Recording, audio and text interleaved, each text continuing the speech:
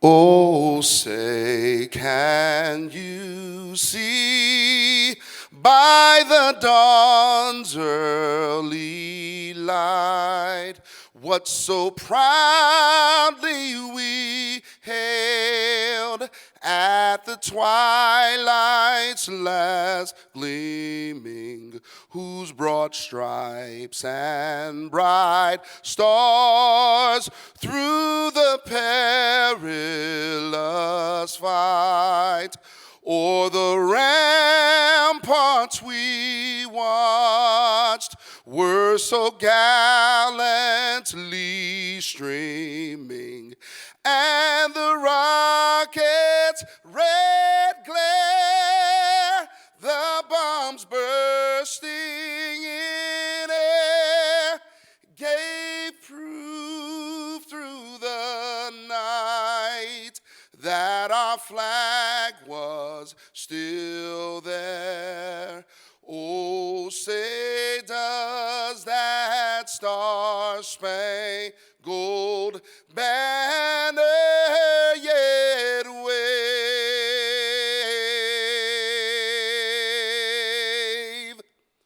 o'er the land of the free and the home of the brave.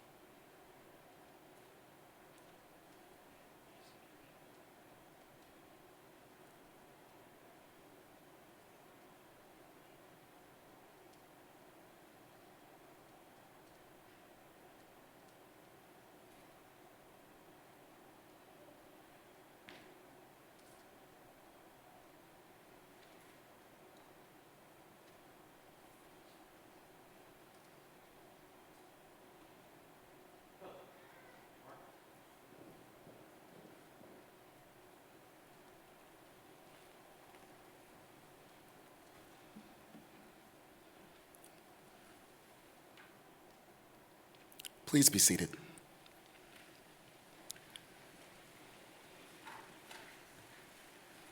And now, Deacon Bill Gakey, CDCR chaplain from California State Prison, Sacramento, will lead the invocation.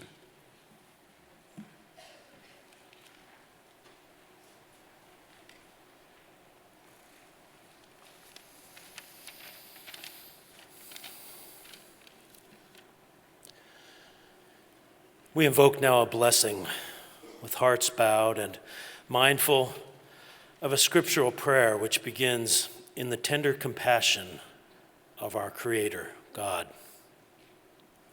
We express gratitude this morning for all life's blessings, God's compassion, and for the opportunity today to esteem the bravery and self-sacrifice shown to others in this same vein of compassion.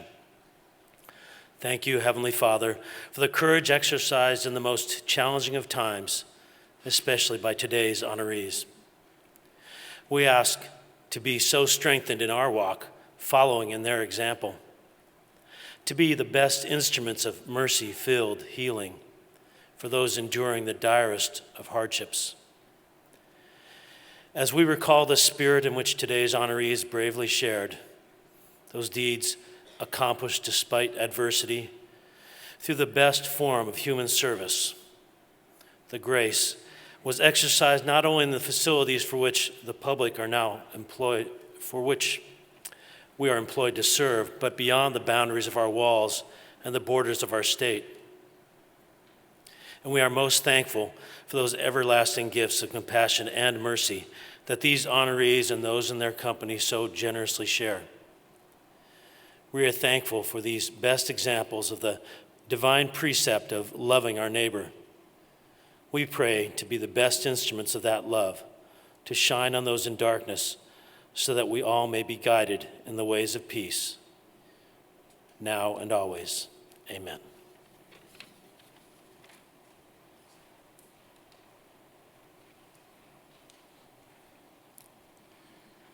It is my privilege to introduce the Acting Secretary of the California Department of Corrections and Rehabilitation, Ralph Diaz.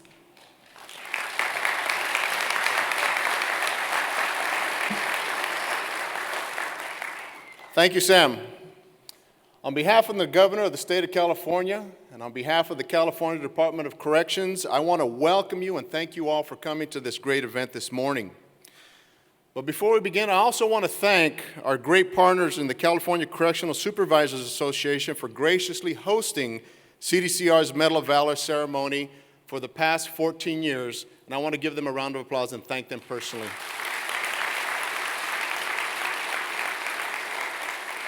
I would also like to thank Creekside Christian Community Church for making their excellent facilities available again to us today, and we've always enjoyed having this take place on these grounds.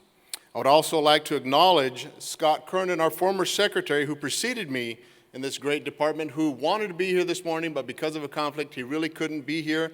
But I want to thank him, and he sends his regards to all of you. We also welcome representatives from the U.S. House of Representatives, Ami Bera, State Assembly Member Jim Cooper, and State Senator Richard Pan. If they're in attendance, could we give them an applause?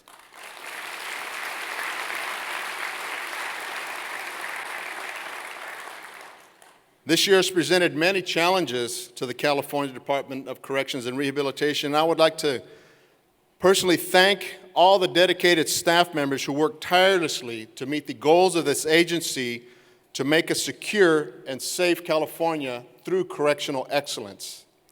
Today we honor heroes who have been placed in situations that call them into action and require them to go above and beyond the normal demands of duty. This is a tough standard to meet because we already set a high normal at a high level. We also recognize dedicated CDCR employees who exemplify the commitment of selfless service day in and day out. Among the nearly 70 men and women we honor this morning, there are 17 who qualified because they quelled a huge riot at Pelican Bay State Prison, and if they had not intervened, disastrous events could have occurred, and because of their bravery, we're all here today and the institution is safe. Also included are 16 honorees who performed heroically while off duty at the worst mass shooting in modern American history. One of those employees, Lieutenant Derek Bo Taylor, gave his life while saving others. The employees we are honoring here today are a testament to all the concerns, compassion, and commitment which we all are capable of. Our staff are tasked with assuring that one of the largest and youth correctional departments in the nation runs safely, securely, humanely, under often most extremely dangerous and stressful situations and under challenging conditions. While facing danger and adversity, many of these men and women have demonstrated split-second decision-making with bravery and integrity. Others have shown a level of teamwork needed to rise to the unexpected challenges that life can bring in these cases. Their actions were above and beyond the call of duty. I would also like to acknowledge the ethical standards CDCR staff, both on and off duty. We have some of the most highest standards in the nation, and we meet those challenges every day and those standards.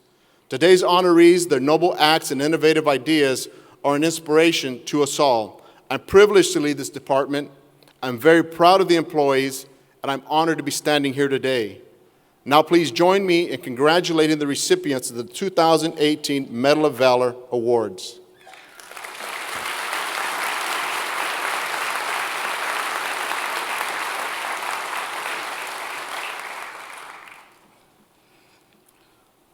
Also today, we're joined by additional honored guests.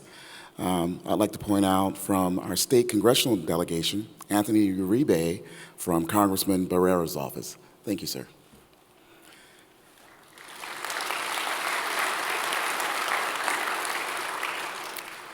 Our first awards are for the Employee Recognitions Program.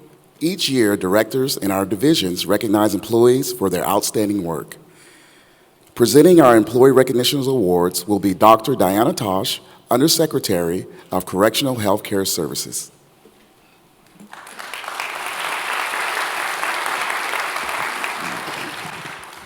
Good morning. Thank you, Sam. The first award is for the Executive of the Year. Derek Marion, Chief of the Office of Correctional Safety, is this year's honoree. Please come forward to receive your award.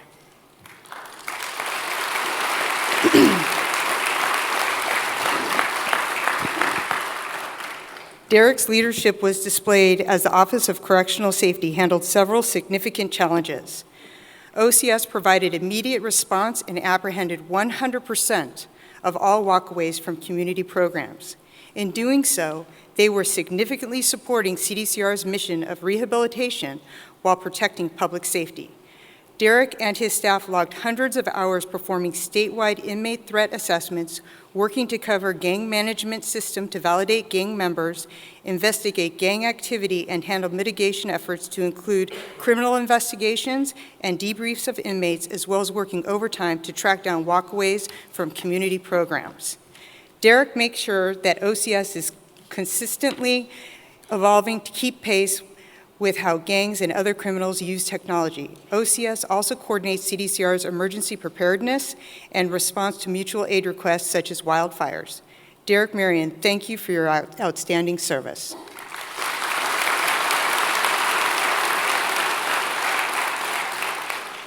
This next award is for the Administrator of the Year.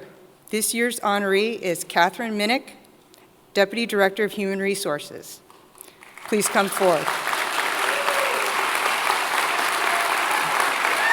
She has a fan club out there. Under Catherine's leadership, her department has accomplished many goals, including improving opportunities for employee wellness.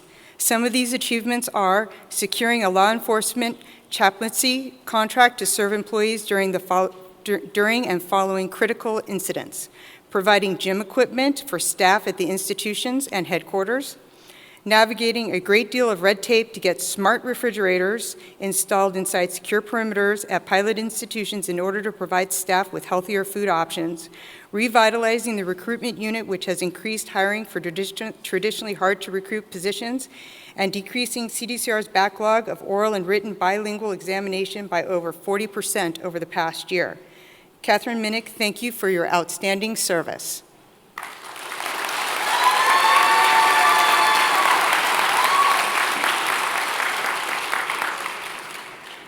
The next award is for Correctional Officer of the Year. This year's honoree is Correctional Officer Vianney Ford at Folsom State Prison. Please come forward.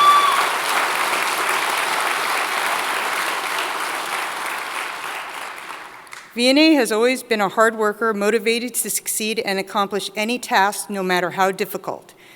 This dedication was illustrated last year when she spotted an inmate who had walked away from the Folsom Minimum Support Facility 5 days earlier.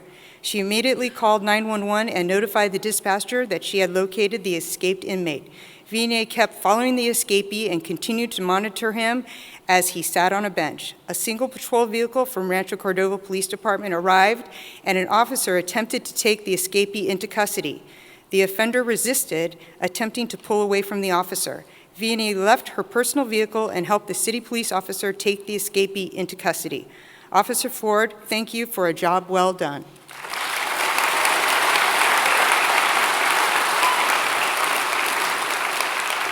The next award is for Correctional Supervisor of the Year.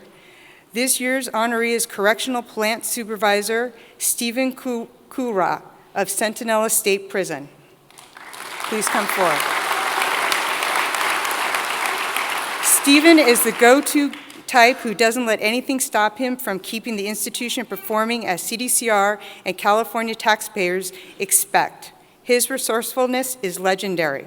For example, during an inmate hunger strike, he used the kitchen downtime to put back the griddles for deep cleaning, paint the entire kitchen and dining halls, replace 2 floor drains, and repair and place tile. He and his crew did all this work in 1 week with minimal funding. He routinely operates with a 25% vacancy rate. Stephen Kura is a star in plant operations. Thank you for your service.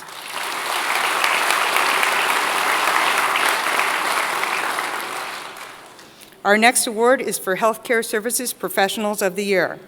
Our honorees this year are Warden Michael Martell and Chief Executive Officer Raul Requeri, both of California Healthcare Facility.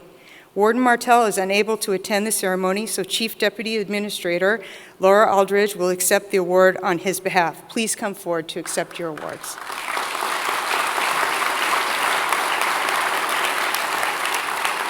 The successes of CHCF are truly a joint leadership and collaborative venture. Michael and Raul successfully integrated their core values, beliefs, and professional practices as warden and CEO. They created a model of achieving quality care, patient safety, and security and compliance with most every stakeholder, custodial, and healthcare. Their success has produced tangible achievements. Among these are increased compliance scores in multiple audits, a near-perfect score from the ACA, absorption and smooth integration of the Department of State Hospital Psychiatric Program, and opening of a palliative care unit. This is an example of joint leadership is of great benefit to CDCR. Michael Martell and Raul Requeri, thank you both for your good work.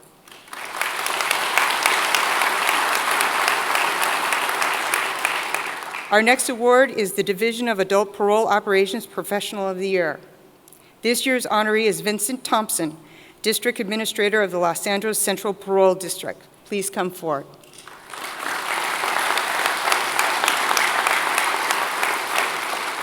Vincent successfully oversees a key district which consists of 65 parole staff members and 2,600 parolees. He leads from the front by finding innovative ways to rehabilitate parolees while protecting the public. For example, his district partnered with Los Angeles Mayor's Office to hold a week-long job preparation workshop and academy for parolees. A total of 130 parolees completed the academy, which led to a job fair.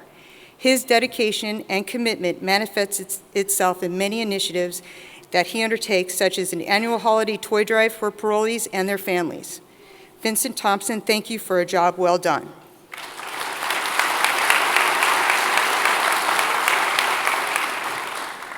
Yolanda Manier, Director of Healthcare Policy and Administration, will present the next awards.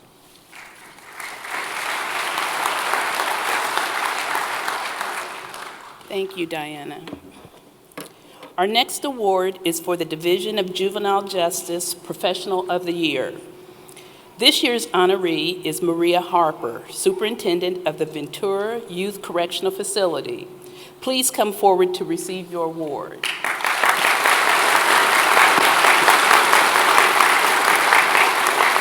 Maria has been with DJJ since 1991 and excelled at every level. She brings heart and soul to her job, as illustrated by these examples. As superintendent, she played a pivotal role in successfully implementing the integrated behavior treatment model, a cornerstone for reform. With an eye to the future, she added computer and computer design classes to prepare youths for a successful return to society. She implemented a student-centered philosophy, teaching students how to investigate and respond to a complex question, challenge, or problem. And showing her innovative skills, she brought in players from the Los Angeles Rams professional football team to promote character building. Maria Harper, thank you for a job well done.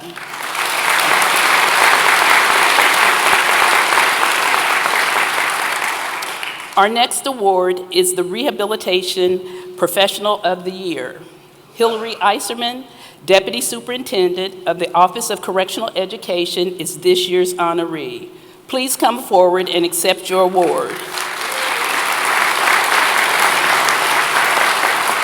Hillary successfully took on as a special project the monumental task of establishing Transitions, a pre-release education program for inmates. Her achievements include recruiting and hiring new teachers, revising and updating the curricular resources, coordinating the training for 53 transitions teachers, and ensuring that SOMS was updated to reflect the new program. For numerous months, she also covered other vacancies within OCE. At one time, she filled in for 3 vacant headquarters principal positions. Hillary Iserman, thank you for your excellent service.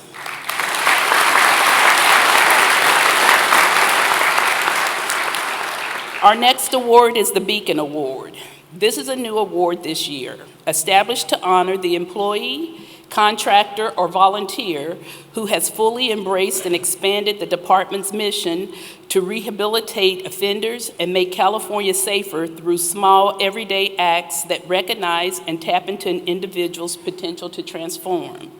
The award will be given to the person who is a beacon of hope for the offender population, an inspiration and source of courage for staff who acknowledge the impact they can have on an offender's life, and a light even in the darkest corners of our profession. Youth Correctional Officer Tony Pinedo of the Ventura Youth Correctional Facility is this year's honoree. Please come forward to receive your award.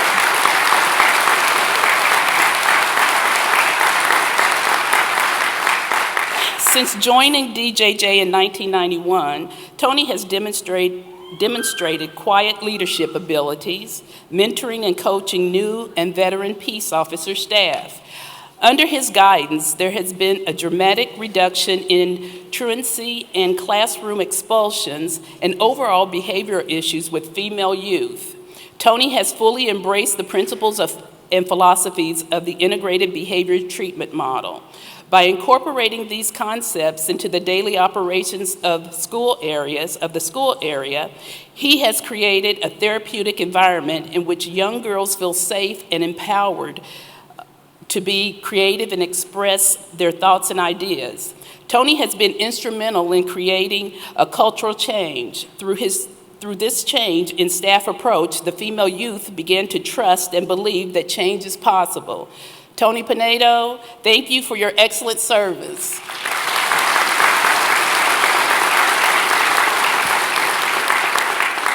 Our next awards are for the Distinguished Service Medals. The Distinguished Service Medal is awarded for an employee's work conduct with the department for a period of months or years, or involvement in a specific assignment of unusual benefit to the department. Our first Distinguished Service Medal is awarded to Marty Giannini, Program Administrator at N.A. Chedurjian Youth Correctional Facility. Please come forward to receive your award. During his 25-plus years with the Division of Juvenile Justice, Marty Giannini has shown an unwavering work ethic and willingness to accept all assignments with enthusiasm and professionalism. His special interest and the focus of his career is high-risk youth. When the integrated behavior treatment model was implemented, Marty embraced the model. Most any day, you will find him working effectively with groups and youth, from completing a landscaping project to organizing intramural sporting events. Many former and current youth have identified Marty Giannini as the person who took a chance, supported them, and helped them believe they were capable of change. Marty Giannini, congratulations on a job well done.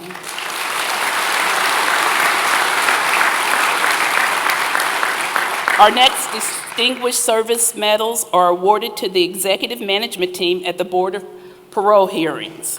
Jennifer Schaefer, Executive Officer; Rhonda Skipper Dota, Chief Deputy; Sandra Maciel, Chief Deputy; Jennifer Neal, Chief Counsel; Cliff Cousay, Chief Psychologist; and Brian Kelly, Chief of Investigations. Please come forward to receive your award.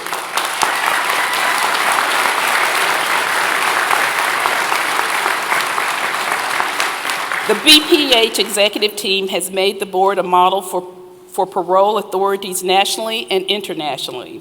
They have worked to professionalize the board and incentivize offender rehabilitation through parole decisions that are fair and that protect the public.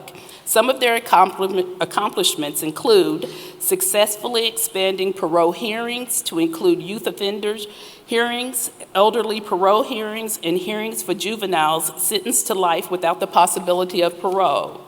Administrative law judge training for all commissioners and deputy commissioners, expanding CDCR's inmate locator on CDCR's website to include each inmate parole eligible date, implementing parole reviews for nonviolent offenders, going paperless and streamlining processes for board and CDCR staff statewide, including all parole processes, mentally disordered offender evaluations, sexually violent predator screenings, eligibility determinations for youth offenders, elderly parole inmates, juvenile sentenced to life without the possibility of parole, and nonviolent offenders. Conducting investigations for an unprecedented number of parole agents, pardons, and commutations of sentence. Transferring all parole revocation processes to the courts under criminal justice realignment, and dramatically increasing the board's transparency and professional training. Thank you all for your outstanding accomplishments.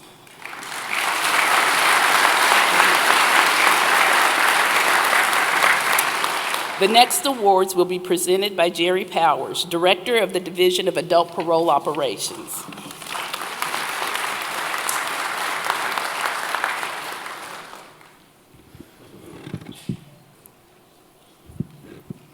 Good morning. You know, I had a chance to be on the awards committee this year, and I have to tell you, in reading the nominations, it's pretty incredible what the awardees were able to accomplish, the heroic acts that you're going to hear about this morning. I can say with absolute confidence that this is the safest room in the state of California today. So our next Distinguished Service Medal is awarded to Sigifredo Rizzo, Parole Agent 3, Senior Investigator with the Board of Parole Hearings. Please come forward to receive your award.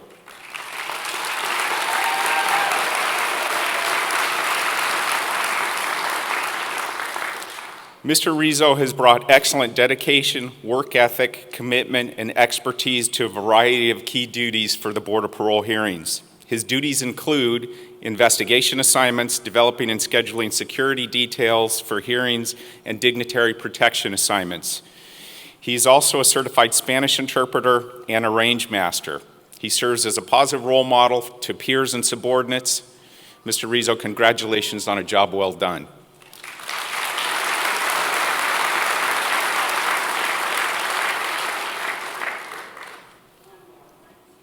Our next Distinguished Service Medal is awarded to Wendell Howell, Senior Youth Correctional Counselor at O.H. Close Youth Correctional Facility. Wendell recently retired from CDCR. Please come forward to receive your award.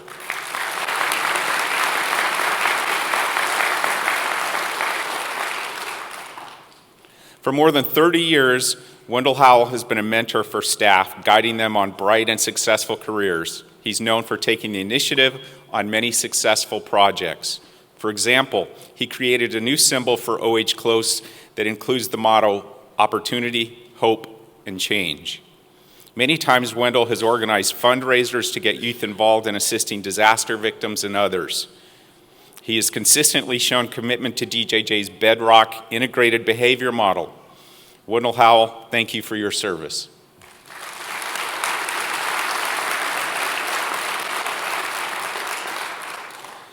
Our next medal is awarded to Deborah Heisen, Director of the Division of Facility Planning, Construction, and Management. Please come forward to receive your award.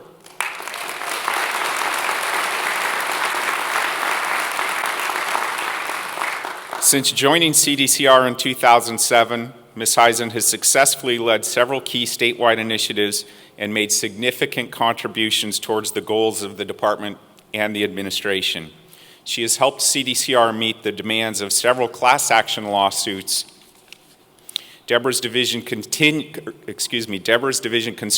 dental facilities at institutions statewide, contributing to the end of the Perez lawsuit.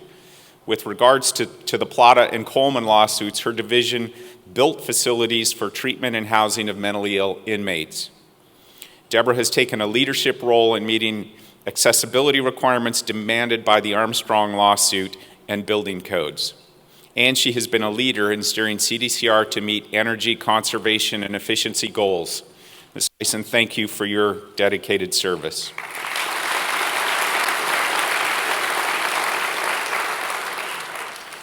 Our next Distinguished Service Medal is awarded to Maureen McLean, formerly Chief Executive Officer at Pelican Bay and now retired. Please come forward to receive your award.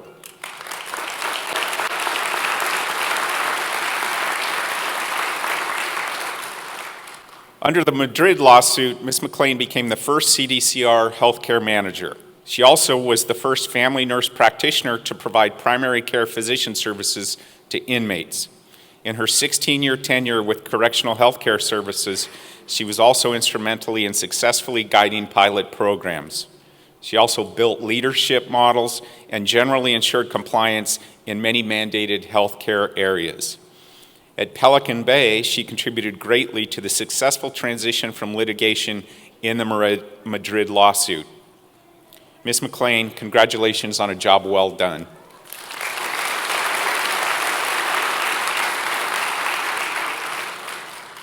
Our next awards are unit citations. The unit citation is awarded for great courage displayed by a departmental unit in the course of conducting an operation in the face of immediate life-threatening circumstances. The unit citation honorees are 8 parole agents of the Division of Adult Parole Operations. They are Trevor Hatley, Parole Agent 2 Supervisor, and the following Parole Agent 1s: Brad Putnam, Lance Nystrom, Joseph Eldridge, Matthew Ledbetter, George Cheka, Daniel Carroll, and Matthew Mauk. Please come forward to receive your awards.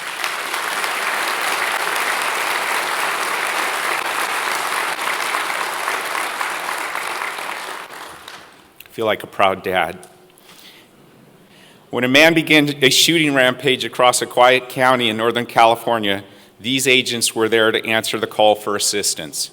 On November 14th, an active shooter was reported at the Rancho Tehama Elementary School in a rural area of Tehama County. Mutual aid was requested of all available law enforcement in the area. These agents responded.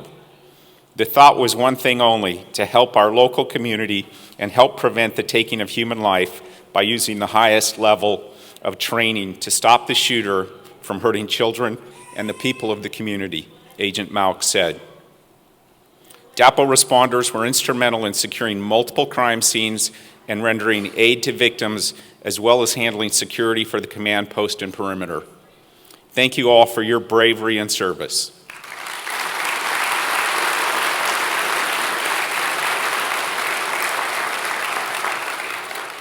The next medals will be presented by Jeff McCumber, Deputy Director of Facility Support for the Division of Adult Institutions.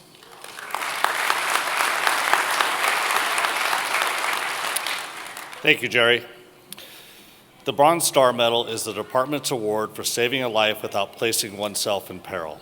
The employee shall have used proper training and tactics in a professional manner to save or clearly contribute to saving the life of another person. Our first Bronze Star is awarded to Sergeant Joel M. Herrera of San Quentin State Prison. Please come forward to receive your medal.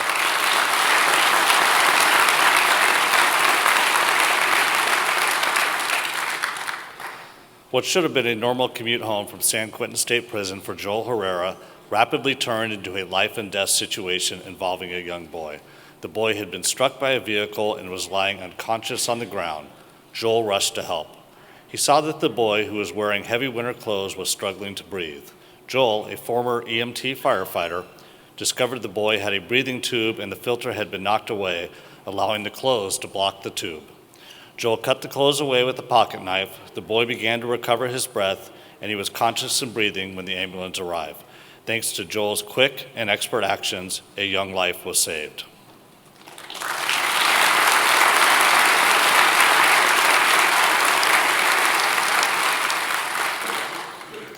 Our next Bronze Stars are awarded to Lieutenant Curtis Ursenbach of Avenal State Prison and Officer Rory Taylor of Central California Women's Facility. Please come forward to receive your medals.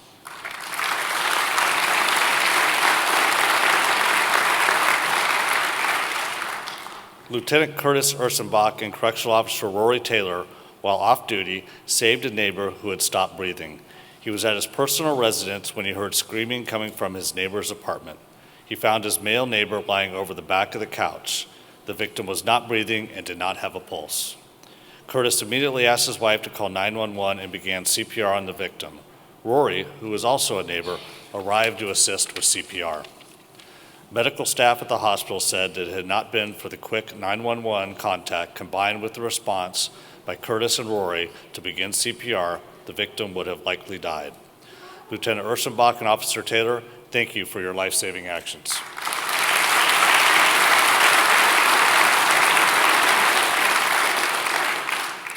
Our last Bronze Star is awarded to Henry Moran, Correctional Counselor 1 at the Substance Abuse Treatment Facility. Please come forward to receive your medal.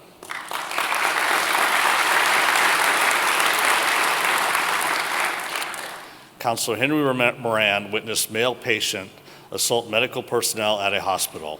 The patient jumped off a gurney and punched an EMT in the face. He attacked a nurse. Henry intervened. The patient swung at him, grazing his face. Henry wrestled the patient to the floor. The patient kicked, tried to push Henry off, and bit him, causing a small puncture wound. However, Counselor Moran was tougher and stronger, subduing the patient until security personnel arrived. His actions likely saved more hospital personnel from being injured and safely ended a terrifying attack. Henry Moran, thank you for your brave service.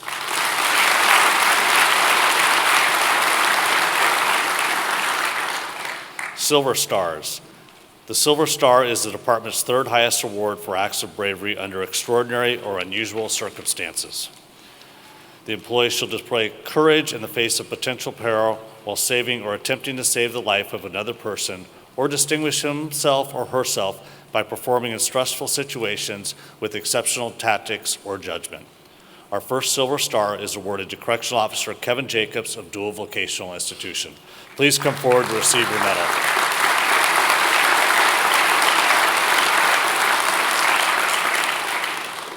Dinner out with family turned into a life or death situation as Kevin found himself trying to save a gunshot victim's life. He was eating dinner in a fast food restaurant with his nephew when he heard at least 3 gunshots. Kevin spotted a silver Dodge Challenger in the restaurant's parking lot with the driver's side door open and the window shattered. He told his nephew to call 911 and, disregarding the potential of more gunfire, ran to the vehicle. He found the victim had a faint pulse. Realizing the situation was dire, Kevin pulled the man from the car and began CPR. He continued CPR until police officers arrived and took over. Unfortunately, the victim did not survive. Kevin later identified the suspected shooter who had been detained by police after the suspect allegedly carjacked a woman's vehicle. Officer Jacob, thank you for your brave service.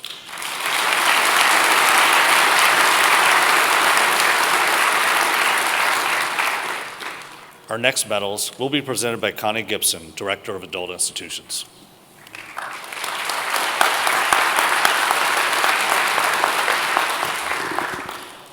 Thank you, Jeff. Good morning, everybody. The next Silver Star is awarded to Correctional Officer Chris Peterson of Folsom State Prison. Please come forward to receive your medal.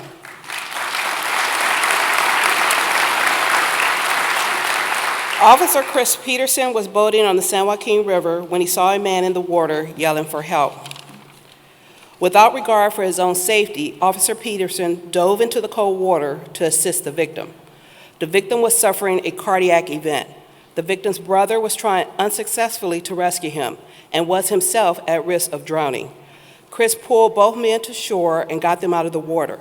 He asked the victim's brother to call 911 while he began CPR. Chris performed CPR for approximately 20 minutes until emergency personnel arrived. Despite the officer's efforts, the victim did not survive. Even though exhausted, Chris recovered the victim's raft and belongings from the river and turned them over to the family. Officer Peterson, thank you for your bravery.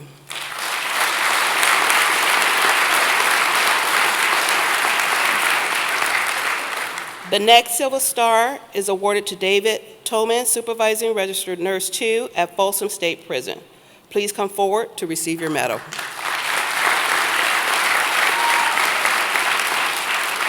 David Tolman, a Supervising Registered Nurse at Folsom State Prison, was spending time with his family at a state park. He was in the middle of a river, waist deep in ice-cold water, when he heard someone yell, "Help," next to some boulders from which kids were jumping into the river. David then saw something floating down the middle of the river, which turned out to be a man who yelled for help. The man disappeared under the water. David swam to the man, who was now face down and about 2 feet underwater, that was swiftly whisking him away. David flipped the victim onto his back and pulled him to shore. The victim was breathing, but non-responsive. About 30 seconds later, the victim coughed up water and sputum, becoming responsive. David Tolman, thank you for your bravery.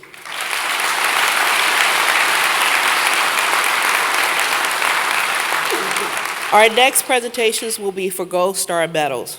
The Gold Star Medal is the department's second highest award for heroic deeds under extraordinary circumstances. The employees shall display courage in the face of immediate peril and acting to save the life of another person. The first Gold Star is awarded to Stuart Engel, Correctional Counselor 2 at the Sierra Conservation Center. Please come forward to receive your medal.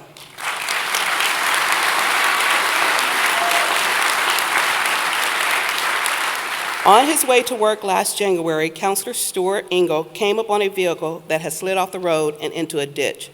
Stuart stopped his vehicle and helped 2 adults from the car.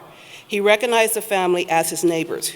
He had just freed their 8-year-old daughter when another vehicle suddenly crested the hill. The vehicle slid out of control towards Stuart and the little girl. He threw the girl out of the vehicle's path and then jumped on top of her, placing himself between the girl and the oncoming vehicle. Fortunately, the out-of-control vehicle missed them both.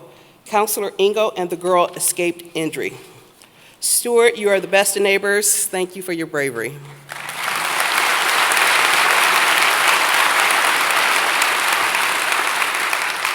The next Gold Stars are awarded to Correctional Lieutenant David Mount Jr., Correctional Sergeants Zach Bassett, Cody Vick, and Correctional Officers Anavo Avila, Thomas Brewer, Sergio Chavez, Christopher Korpstein, Aaron Featherstone, John France, Joshua Hendricks, Paul Hicks, Michael Humphrey, Zachary McCullough, Dale McDonald, Travis Molina, Aaron Shad, Sean Taman. Please come forward to receive your medals. Officer Corson, Chavez, and Humphrey could not be here today.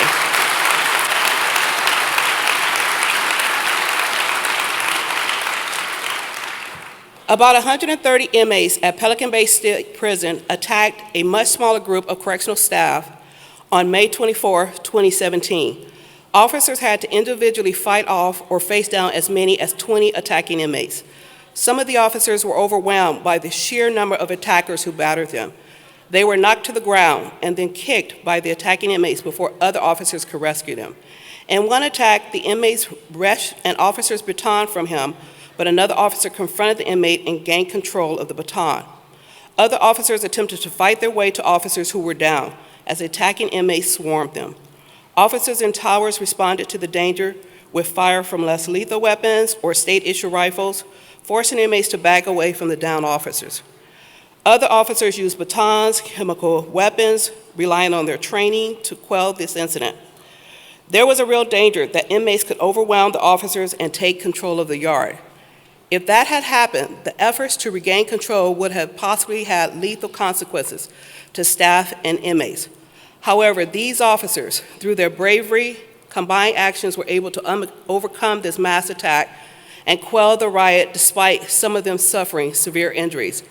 And I reviewed this package. This one is near and dear to me because I reviewed this incident that happened at Pelican Bay. And I don't think these words really describe what the staff faced that day. And for me, you guys are heroes. So the courage you just displayed in trying to take care of one another and not lose control of that yard was unbelievable. So thank you all for your bravery and your service.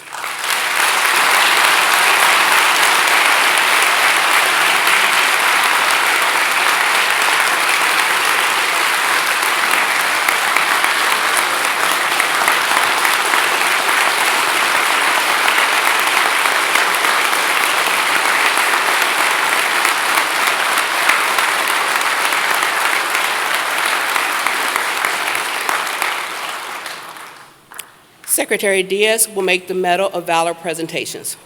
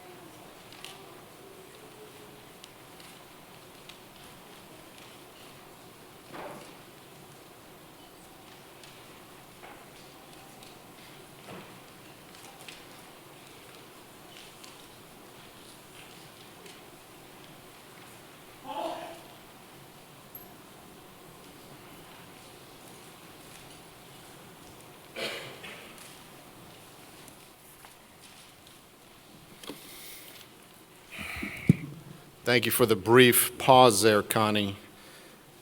Our next awards are Medal of Valor. The Medal of Valor is the department's highest award. The Medal of Valor is awarded to employees who distinguish themselves by conspicuous bravery or heroism above and beyond the normal demands of correctional service.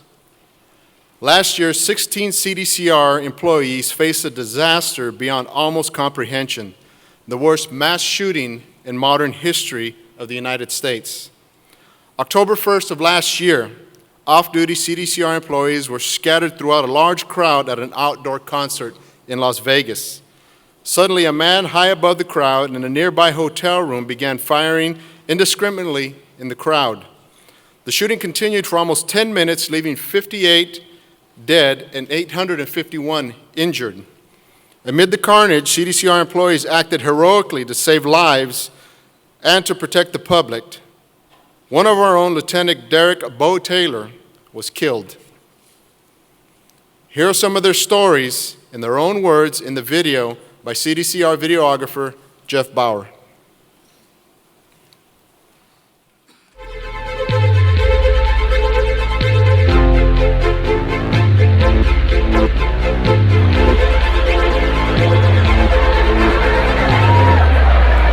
Would y'all say we pick it back up just a little bit?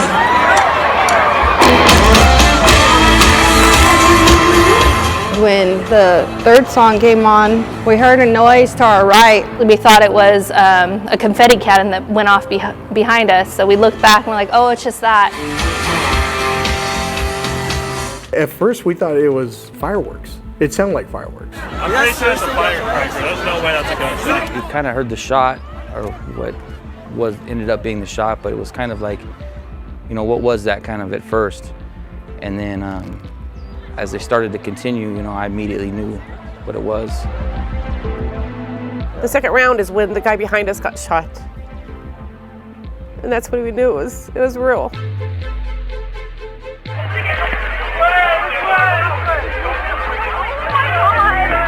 I yelled out to multiple people. I'm like, that's an automatic weapon.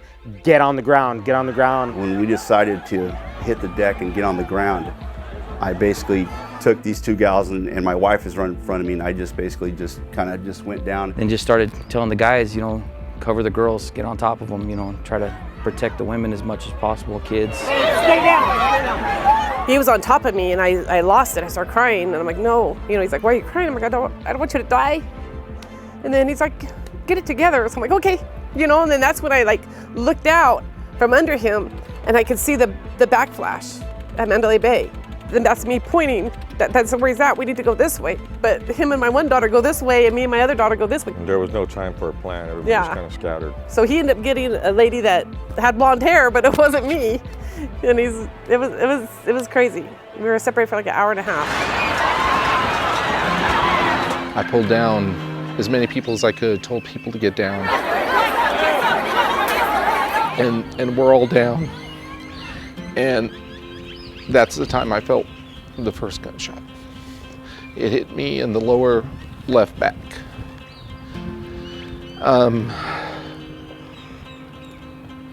I was concerned with a through and through to her because I was directly on top of her. Where we were, there was no cover at all. We were just right in the middle of the open.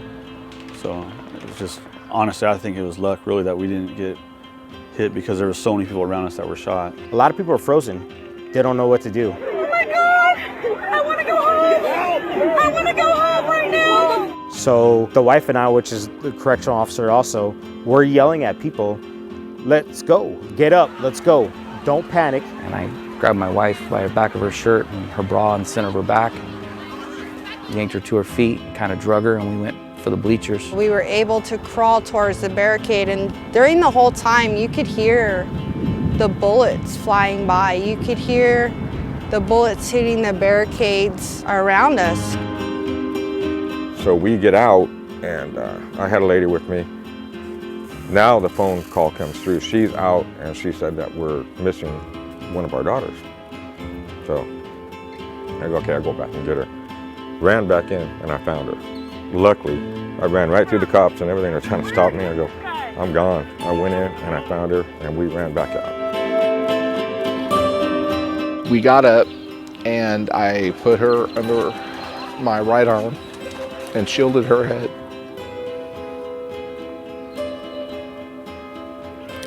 And we started to move in that direction, and I kept this hand up over my head, and I felt the second shot. And I felt it hit me under the arm. In the end, I was shot 3 times. I don't remember the third shot. I distinctly remember 2. There was no help coming in. You're just seeing people bleed out. Carry her out, carry her out. Medical won't come in here. Medical won't come in here. We came across this man who was standing over his wife, and he's trying to help her. She was having difficulty breathing. It was clear that she was injured. She couldn't talk, and he told her he loved her. And I just remember her, she just kept looking at me, and then she would look at him, and then she'd look at me, and then she'd look at him, and then she just kind of faded away. And as soon as that happened, me and Al started doing CPR. Stephanie came in and she took over the chest compressions while Kelly kept breathing, and they were performing CPR on her. And I went back and got that table that we used for a barricade, and we used it as a stretcher. And we just threw her on there, and after that we just ran with her, with the lady, for a long ways.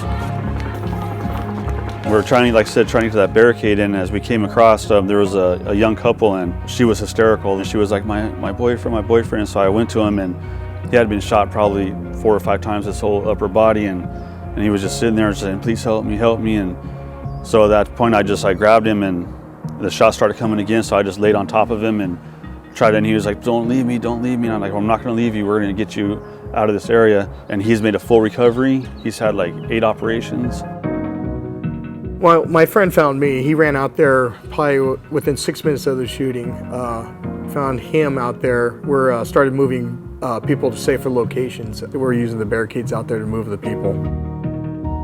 I just kept thinking to myself, I got to get my wife home to my kids. That's I just felt like that's what the best thing for me to do, because she was a wreck.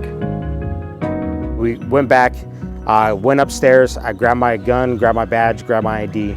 I went back outside to Vegas Boulevard. I had a crew, probably about 4 of the guys besides my buddy and me, 6 guys going in, just finding bodies that are alive to get them out. It's one of those things that something you have to do, I guess. I mean, I ran out there to go help. I mean, was I thinking I was going to get hit with the bullet? At the time, I wasn't thinking of that. I was thinking about helping people. I just felt like I was sitting there not doing anything, and it just like clicked in my head, like, you're a nurse, what are you doing just sitting here? You need to help them. There's a very large gap between heroism and humanity. And, I helped a few people that day. I helped the lady get out. I also, rendered aid to people when we got out back. To me, that's humanity. The moments that I was able to do something for somebody, I was dealing with young people and they reminded me of my own children. So my instinct was try to protect them, This is so crazy. This is so crazy. For, all 30 of us not to be injured at all. As close as we were in the main front, we were the closest to him, we were in his line of fire, so it just really makes you wonder, how did not one of us get hit? And just by chance, we happened to be in that spot, because where we were at most of the weekend before then, kind of hanging out, that's kind of where I believe the first couple of bullets landed. Everyone has probably a different opinion on what happened out there, but I know everyone ran for their lives out there. I really wish we could get some closure, all of us, all the victims, all 22,000 people that were there. I am humbled, without a doubt. I'm honored. It's a great acknowledgement. I don't consider myself, a hero, nothing like that. I just, like I said, came down to it. I just reacted and did what I had to do. I really did. I'm a correctional officer. I've been a correctional officer, 24 years now. And a recognition like that is really a great honor. It's an honor, but I do look at Al as my real hero because I think that he did the most of the protecting. Getting it is definitely an honor, and I appreciate the thought, but that's just kind of what we do. I'm very grateful. I didn't expect it.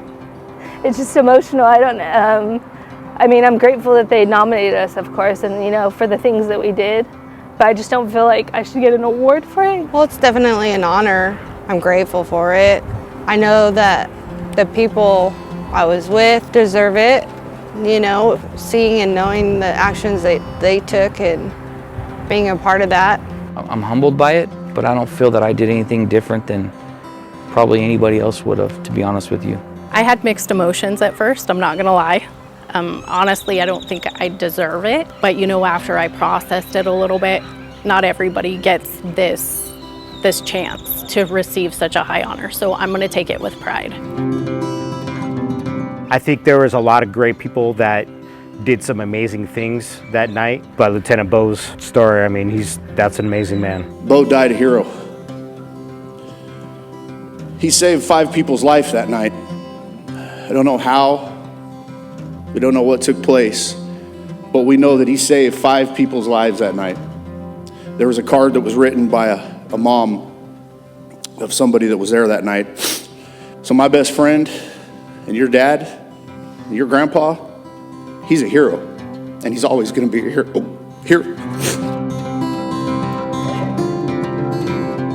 It really proves the American spirit. It really emphasizes the fact that when the chips are down, we look out for each other. It sounds weird, but if I had to go through it again, I'd do the same thing, the same people, just because we're all there for each other and we're all good friends. So, shoot, I know in a heartbeat I can call any one of them and we could get through something together.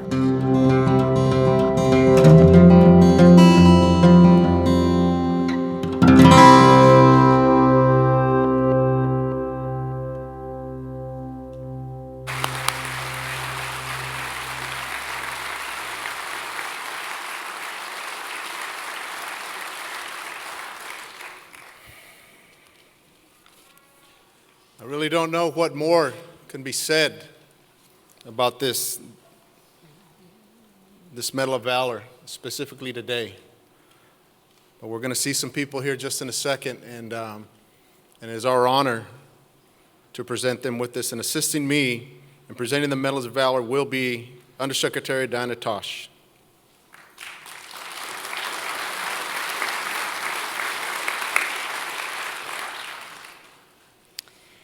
Thank you, Secretary Diaz.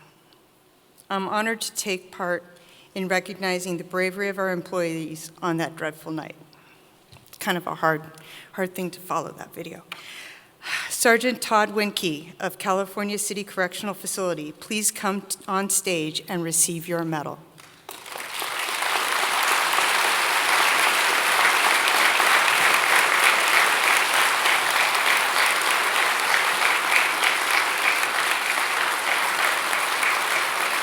Despite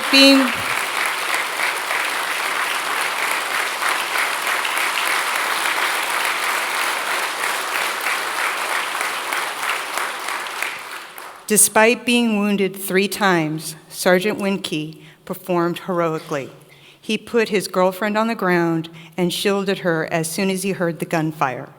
That's when he was wounded the first time. As he moved himself, his companion, and 2 victims with head wounds to safety, Todd was wounded again. Once out of the shooting area, he helped set up a makeshift triage area and assisted emergency services personnel. Todd continued to help others even though wounded. Todd, thank you for your bravery and service.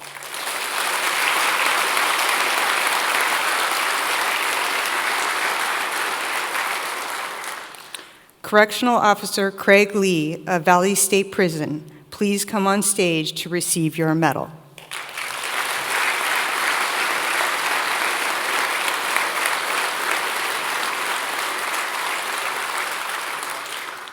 Officer Craig Lee responded to the shooting by running into the gunfire several times to help gunshot victims. As the gunfire continued, Craig provided medical aid to a person shot in the side. He and others managed to get the victim to an area less exposed to the gunfire. Craig then ran back into the open area to help others. He also checked at least 8 bodies for vital signs and moved 4 or 5 people out of the area. Each time, Craig ran back into the open area. Craig stayed on the scene for more than 40 minutes. Craig, thank you for your bravery and service.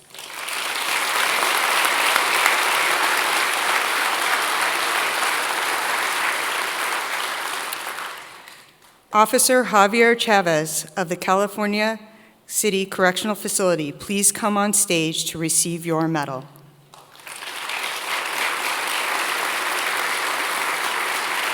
He's not here today. As soon as the gunfire erupted, Officer Javier Chavez shielded his pregnant wife.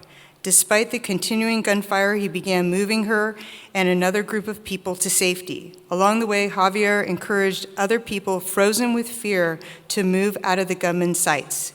He kept people focused on him and his leadership as he guided them to safety. Again, thank you, Javier, for your bravery and service. He had family obligations. He could not be here today.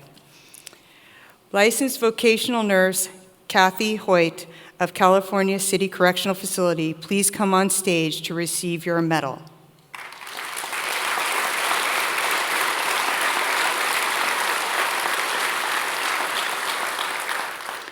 During the mass panic as gunfire continued, Christy Hoyt provided medical care to the wounded. Sometimes she aided people within feet of where shots were hitting. As she assisted the injured to safety, Christy came across a small group of girls who had been separated from their family. She gathered them and also directed them to safety. Christy, thank you for your bravery and service.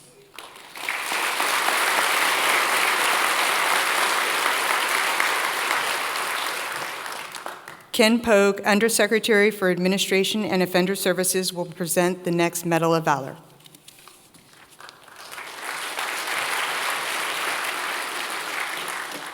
Thank you, Diana.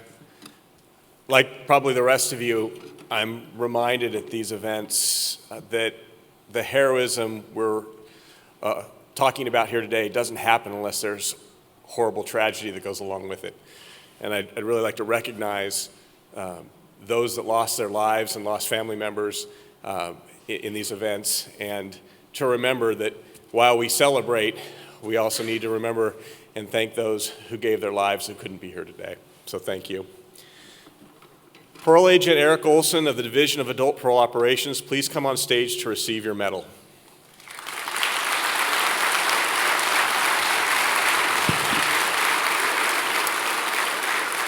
Amid the gunfire, Eric guided his wife and others to safety. He and his wife tried to keep people from panicking and move them from danger.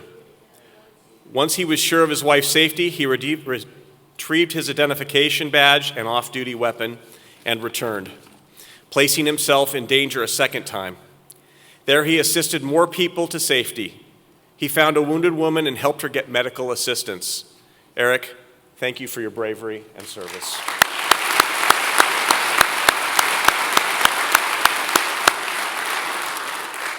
Registered Nurse Stephanie Ortega of Ironwood State Prison, please come on stage to receive your medal.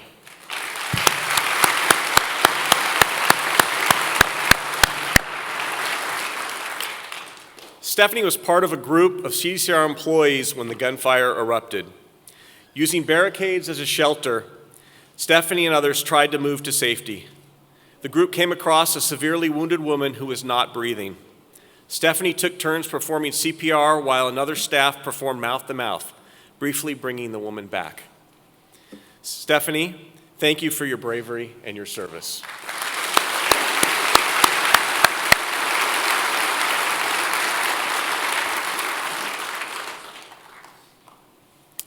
Lieutenant Kelli Madsen of Ironwood State Prison, please come on stage to receive your medal.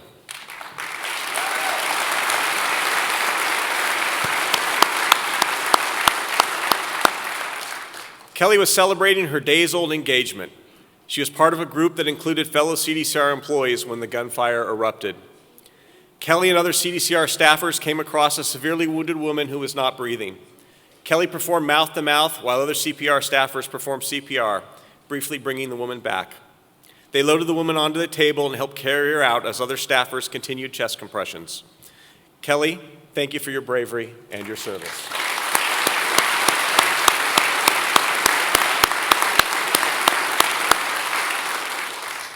Correctional Officer John Diaz of Northern Cape Curtin State Prison, please come on stage to receive your medal.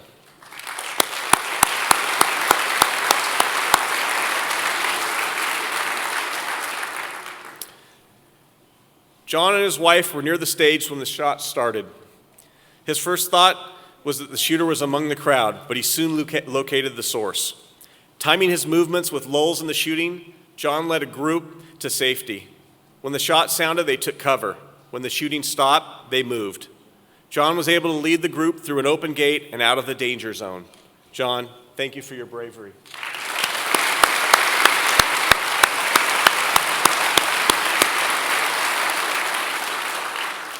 Sergeant Albert Powers and licensed vocational nurse Cynthia Powers, both of Chuckawalla Valley State Prison, please come on stage to receive your medals.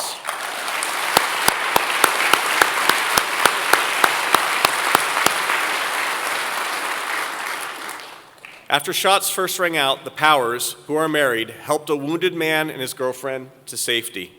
The Powers successfully shielded the pair from gunfire. The grateful couple later contacted the Powers to express their gratitude for saving their lives, and they are here today.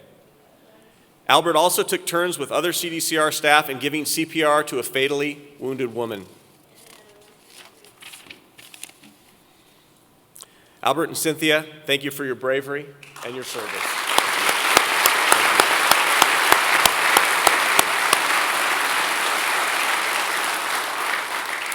Our next honoree is Associate Warden Christopher Pierce of Ironwood State Prison. Please come forward to receive your medal.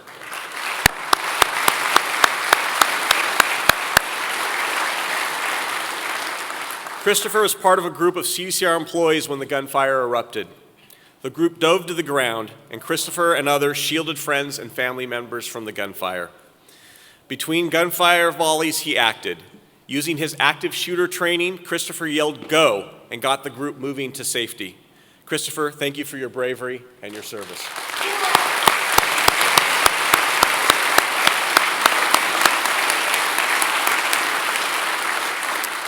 Correctional Officer Keith and Catherine Pelosius, please come forward on stage to receive your medals.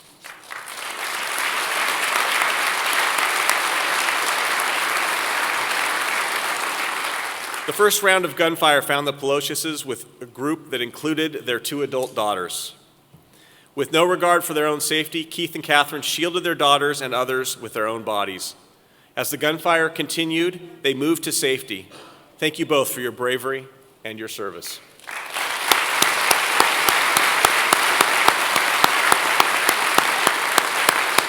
Thank you. Officer Jason Peacock of the California Institution for Men, please come on stage to receive your medal.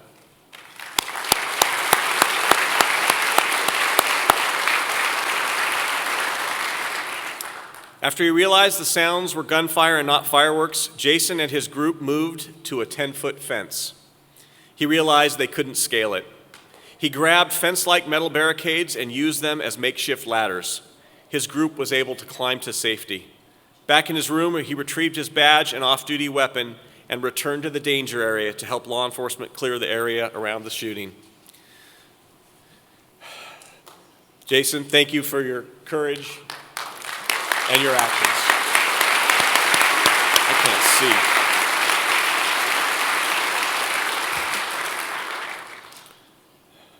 Lieutenant Greg Caravas of Chuckawalla Valley State Prison, please come on stage to receive your medal.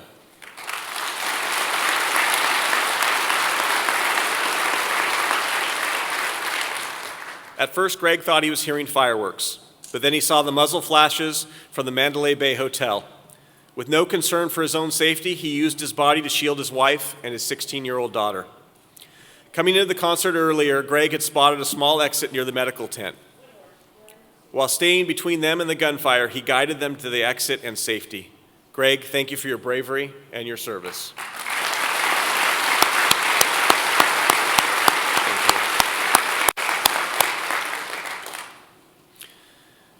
As we've all heard today, 15 of our officers braved the gunfire and returned.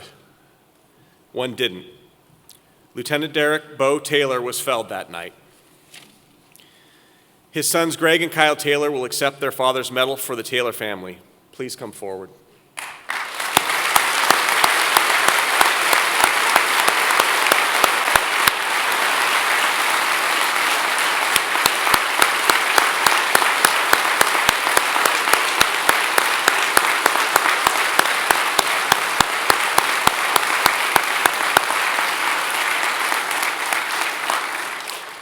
Our knowledge of Bo's last movements come from one mother who credits him with saving 5 people during the shooting.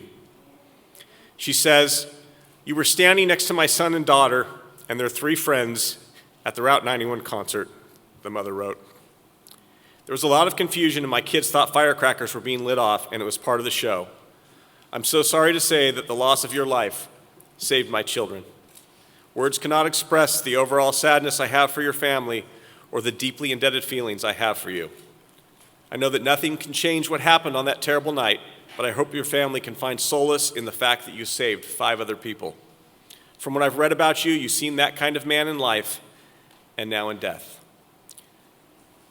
Thank you for your great sacrifice."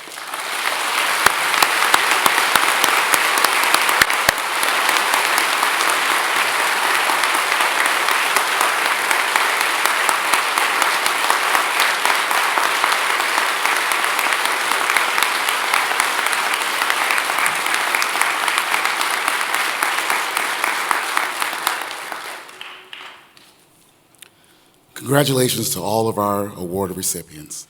This concludes our ceremony. CDCR thanks all of you for coming. Again, another round of applause for all of our honorees today.